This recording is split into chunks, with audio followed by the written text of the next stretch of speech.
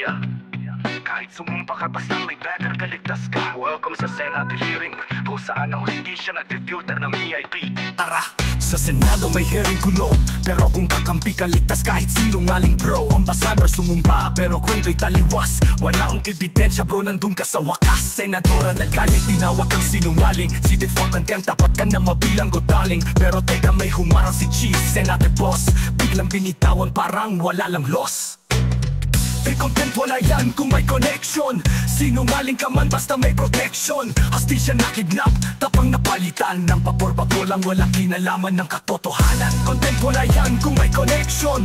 Sinungaling ka man basta may protection. Hostisya na kidnap, tapang napalitan ng pabor-pabor lang, walang kinalaman ng katotohanan. Babato parang drama sa TV, ang bida laging ligtas, ang kalaban binibitin. Panunumpa parang joke, hindi sino seryoso. Truth under oath, depende kung sinong kakosamo. Tayong masa, nanunuot na papailing. Bakit ba to pinapalusot kahit malinaw ang maling? Bato nag-inig-imay kinatimen, pero si Chis parang bodyguard biglang sumundig ng kamay. Sa mata ng batas, panday daw ang lahat, pero sa loob ng Senado may mabida na di hinahatak. Kapag ikaw'y wala sa poder, kahit maliit na kasalanan kulong.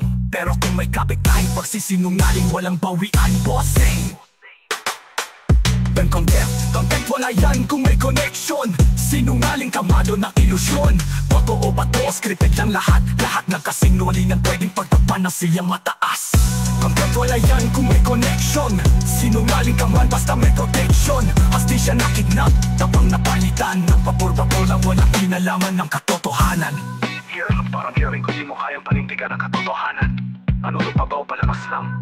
Bayan gising na wag kang paloko sa entabladong politika.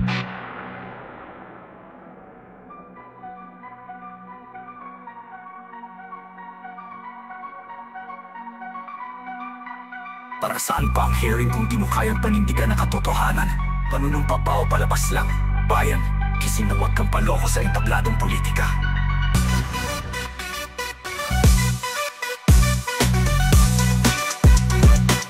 Paano natin tinitingnan yung mga medalya nyo? Hindi lang nalagyan ng medalya si Presidente, pero kung sa medalya ang pag-uusapan, tinulungan na tayo laban sa mga terorista. Ito po ba talagang operation para may aalis dito ang ating dating Pangulo?